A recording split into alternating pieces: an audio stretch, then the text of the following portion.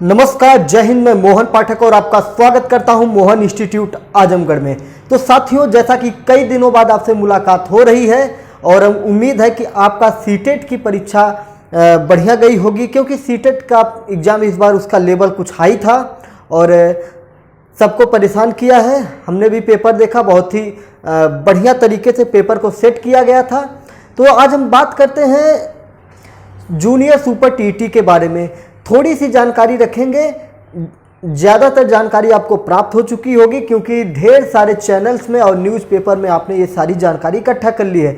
तो मेरा मकसद यहाँ पे उस नोटिफिकेशन के बारे में बताना नहीं है, सिर्फ इतना हमें चर्चा करना है कि उस परीक्षा की तैयारी आगे करने के लिए हम कैसे क्या रणनीति अपनाएं। तो स्पेशली उसमें आप देखेंगे तो कई खंडों में आपको परीक्षा देने के लिए कहा गया है, जैसे भाषा का है, मैथ का है, साइंस का है और आपका एसएसटी यानी सामाजिक अध्ययन का है। तो आपको पता है कि सामाजिक अध्ययन का हमारे इस चैनल पर जनवरी और दिसंबर माह से ही प्रारंभ हो गई है और सैकड़ों क्वेश्चन जो हमारे हैं क्वेश्चन बैंक के रूप में हमने यहाँ पे प्लेलिस्ट में स्थापित कर दिया है, जिसको आप जाके देख सकते हैं। और आने वाले इन 2 महीनों में क्या हमारा ये चलेगा, पूरा प्राइमरी टेट तक चलेगा, क्योंकि सभी एग्जाम में ये आपका रीट हुआ, यूपी टेट हुआ, सीटेट हुआ और सुपर टीईटी हुआ, कोई सा भी एग्जाम है, इसमें आपका ये सामाजिक अध्ययन मुख्य रूप में भूमिका निभाता है। लेकिन अब हम थोड़ा सा अपना स्तर बढ़ाएंगे और सिलेबस के अकॉर्डिंग हम देखेंगे, क्योंकि हमारा जो सामने परीक्षा है वो 11 अप्रैल को, पहले तो हमारी 25 अप्रैल रीट की थी, लेकिन उससे पहले अब हमारे उत्तर प्रदेश में, खुद के उत्तर प्रदेश में अब आ गई है परीक्षा। क्योंकि अभी तक हम रीट के लेवल से लेके चल रहे थे, अब रीट का लेवल जो है अपने प्राइमरी के लेवल, अपना जो जूनियर सुपर टीईटी है उत्तर प्रदेश का, रीट राजस्थान का है और जूनियर सुपर टीईटी आपका उत्तर प्रदेश का है। तो रीट से भी हाई लेवल आपका जूनियर सुपर टीईटी का है। बस आपको अंतर क्या है कि आपको थोड़ा सा राजस्थान पढ़ना होगा अलग से। तो मैं कहता हूं, अगर आप रीट की तैयारी कर रही हैं या कर रहे हैं तो उसको छोड़ के आप अपने 11 अप्रैल पर फोकस करिए। अगर आप उत्तर प्रदेश के निवासी हैं तो अपने 11 अप्रैल पर फोकस करिए। फोकस करने का मतलब ये है कि आप उन मात्र 10 दिनों में जो आपका लास्ट में बचेगा, 11 को पेपर देने के बाद जो आपका 25 अप्रैल के बीच में 10-12 दिन 15 दिन बच रहे हैं, उसके बीच में आप आराम से राजस्थान जीके तैयार कर सकते हैं। कुछ ही पॉइंट है राजस्थान जीके को जिसको आप तैयार कर सकते हैं। तो मेरे कहने का तात्पर्य ये था कि आप पूरा फुल फोकस करिए जूनियर सुपर टीईटी पर। और यूपी टीईटी की जो बात है, अगर आप जूनियर सुपर टीईटी पर फोकस करते हैं, इससे सामाजिक अध्ययन आप बढ़िया से तैयार करते हैं, अपना मैथ, साइंस और भाषा अपना तैयार कर लेते हैं, तो आप जो यूपी टेट होगा जुलाई के आसपास संभावित मुझे लगता है, क्योंकि नोटिफिकेशन जो आपका जियो जारी हुआ है, इसमें ये संख्या नंबर 8 में आपको बताया गया है कि भर्ती परीक्षा पहले होगी और यूपी टेट 2020 बाद में आयोजित किया जाएगा। तो इसका मतलब है सरकार ये कहना चाह रही है कि हम भर्ती को पहले, जो भर्ती की परीक्षा है पहले करवा लेंगे, फिर उसके बाद हम यूपी टेट 2020 का आयोजन करवाएंगे, जो पिछले वर्ष कोरोना वायरस के कारण नहीं हो पाया था। अब उस आयोजन को करवाने के बाद मुझे जहां तक लगता है नियुक्ति की प्रक्रिया तभी होगी जब यूपी टेट हो जाएगा। तो जो लोग जूनियर सुपर टीटी क्वालिफाई कर लेंगे और यूपी टेट क्वालिफाई कर लेंगे, जिन्होंने अभी तक क्वालिफाई नहीं किया है, तो वो लोग उस भर्ती में शामिल हो जाएंगे। ठीक है, तो बहुत ही अब सोच समझ के सिलेबस के अकॉर्डिंग चलना होगा और हम देखेंगे कि सिलेबस में क्या क्या है। जैसा कि हम पढ़ाते आ रहे हैं पीछे से, जैसे पूरा पाषाण काल, फिर ढेर सारे आपके राजवंशों को मैंने पढ़ाया था, ये सारी चीज़ें थी। फिर मैंने स्वतंत्रता आंदोलन 1857 की चीज़ें पढ़ाई थी और भूगोल से भारतीय भूगोल मैंने कुछ पढ़ाया था। तो ये सारी चीज़ें जो कि बहुत ही बेहतर हमारा एक कॉन्सेप्ट बन गया है, जो कि हमारे परीक्षा में बहुत ही महत्वपूर्ण योगदान देंगे। जीएस की बात करें तो जीएस आपके, चाहे आप मैथ लिए हैं, आपका हिंदी है या संस्कृत जो भी लैंग्वेज है, या आपने आर्ट लिया यानी कि सामाजिक अध्ययन लिया है, सब में फिक्स जीएस दिया हुआ है, सबको जीएस करना है। और सामाजिक अध्ययन जो लिया है उसका तो अलग से, जो 100 नंबर का क्वेश्चन होगा वो तो अलग से होगा, लेकिन जीएस आपका सब में बराबर दिया हुआ है। तो जीएस आपको पढ़ना ही है, जिसको जीएस पढ़ना है वो भी, उसको भी सामाजिक अध्ययन पढ़ना पड़ेगा।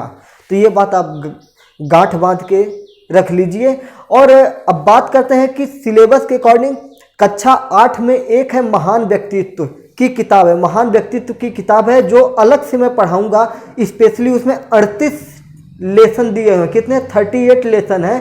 उसको मैं आज शाम से या कल से मैं उसको प्रारंभ कर दूंगा, क्योंकि 38 लेसन है तो 38 लेक्चर बनेंगे, जिसमें महान व्यक्तित्व मतलब जितने भी महापुरुष हैं उनके बारे में उसमें बताया गया है। जितने भी भारत के महापुरुष हैं उनको प्राइमरी की, जो आपका माध्यमिक विद्यालय का कक्षा 8 की बुक है जिसका नाम है आपका महान व्यक्तित्व, तो उसको मैं पढ़ाऊंगा, क्योंकि मुझे लगता है कि उसमें से क्वेश्चन आपके फंसेंगे। बाकी जो अदर है, इतिहास है, भूगोल है, ये सारी चीज़ें हम तो पढ़ेंगे ही। तो सीटें बहुत सीमित हैं, आपको पता है कि बहुत ही कम सीट हैं, और उसमें भी अभी बंटवारा होगा। जब आपका फॉर्म ऑनलाइन करने के लिए आएगा तो उसमें पता चल जाएगा कि कौन से विभाग में कितनी सीटें, मतलब हिंदी के लिए कितनी है, मैथ्स के लिए कितनी है, एसएसटी के लिए कितनी है, तो इससे और भी हो जाएगा। तो इतना मान के चलिए कि आपको एक सीट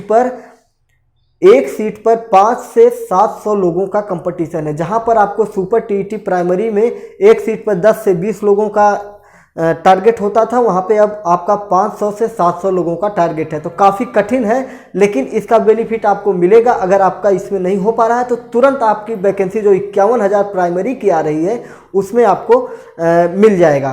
तो चलिए हम बात करते हैं जो आपका, जैसे मैथ हो गया, एक तो मैथ हो गया, साइंस हो गया, मैथ साइंस एसएसटी मतलब सोशल साइंस हो गया। फिर उसके बाद आपका एक आ जाता है लैंग्वेज, चौथा आपका आ जाता है लैंग्वेज। ध्यान रखिएगा इसमें उर्दू को जगह नहीं दिया गया, इसमें उर्दू नहीं है, इसमें हिंदी और संस्कृत केवल है, उर्दू को यहाँ पे जगह नहीं देगा। लेकिन टेट में आपका उर्दू रहेगा, यूपी टेट में आपका उर्दू रहेगा, लेकिन भर्ती में जो आपका यह स्टेट है, जूनियर का यह स्टेट है, इसमें आपका उर्दू नहीं दिया है। ये आपको ध्यान में रखना पड़ेगा। जो उर्दू के विद्यार्थी हैं उनके लिए थोड़ी सी परीक्षा कठिन होने वाली है, क्योंकि उनको अब उनका अगर उर्दू है तो मुझे जहाँ तक उम्मीद है उनको सोशल साइंस चॉइस करने का ऑप्शन मिलेगा। अभी चॉइस का ऑप्शन देखिए क्या होता है, 18 फरवरी को ही वो क्लियर होगा, जब हमें आ जाएगा नोटिफिकेशन नया वाला। तो ये सारी चीज़ें वहाँ पे मिलेंगी। तो बस एक सामान्य सी जानकारी मैं यहाँ पे लेना चाह रहा था, और काफ़ी दिन हो गए थे, करीब 15 से 20 दिन हो गए थे आप लोगों से रूबरू हुए। तो जितने भी सैकड़ों की संख्या में हमारे साथ लोग जुड़ चुके हैं, और उम्मीद है कि बहुत ही जल्द हम लोग लाइव क्लासेज भी लेंगे। आप लोग अपना सहयोग बनाइए, फटाक से चैनल को सब्सक्राइब कर लीजिए, जिससे लाइव के लिए हम एलिजिबल हो जाएं और लाइव क्लासेज लिया जाए। तो लाइव पढ़ने में आनंद ही कुछ दूसरा होगा। तो चलिए फिर मिलते हैं अपने सिलेबस को लेके, अपनी पढ़ाई को लेके। तो आप लोग ज्वाइन कर लीजिए इस चैनल को, मोहन इंस्टीट्यूट आजमगढ़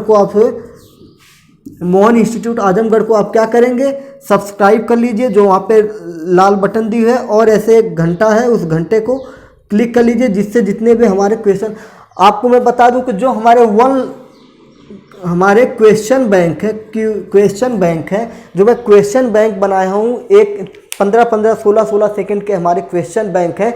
इस क्वेश्चन बैंक से सीटेट में ढेर सारे क्वेश्चन फंसे हैं, सामाजिक अध्ययन में, बाल विकास में, और भी जो भी तमाम, जैसे पर्यावरण में भी क्वेश्चन फंसे हैं। बस यही है कि अन्य कोचिंग संस्थानों की तरह से हमने स्क्रीनशॉट नहीं डाला है। अगर आपको विश्वास नहीं है तो आप जाइए, प्लेलिस्ट बना है, बहुत ज़्यादा क्वेश्चन नहीं है, बहुत चुनिंदा 100 क्वेश्चन है, 50 क्वेश्चन ऐसे प्लेलिस्ट में है। वहाँ पे आप जाके देखेंगे तो आपको पता चल जाएगा। अगर आपने सीटेट का एग्ज़ाम दिया है तो आपको तुरंत पता चल जाएगा कि कौन सा क्वेश्चन यहाँ से फंसा है। तो स्क्रीनशॉट लगाकर मार्केटिंग करना मुझे सही नहीं लगा, क्योंकि अभी हम लोग खुद ही मिलजुल कर तैयारी कर रहे हैं और करवा रहे हैं। तो बहुत ज़्यादा यहाँ पे हवा बनाने की कोई बाजी नहीं है, हवाबाजी नहीं है। जो भी आप क्वेश्चन जाके देखेंगे तो आपको पता चलेगा कि क्वेश्चन फैक्ट हैं, ये नहीं कि ऐरू गैरू नत्थु गैरू क्वेश्चन नहीं है। तो चलिए फिर मिलते हैं अपने पाठ्यक्रम को लेकर, तब तक के लिए आप अपना ध्यान रखिए और चैनल से जुड़ जाइए, अपने दोस्तों में भी शेयर कर दीजिए। चैनल को सब्सक्राइब जरूर करिएगा। जय हिंद।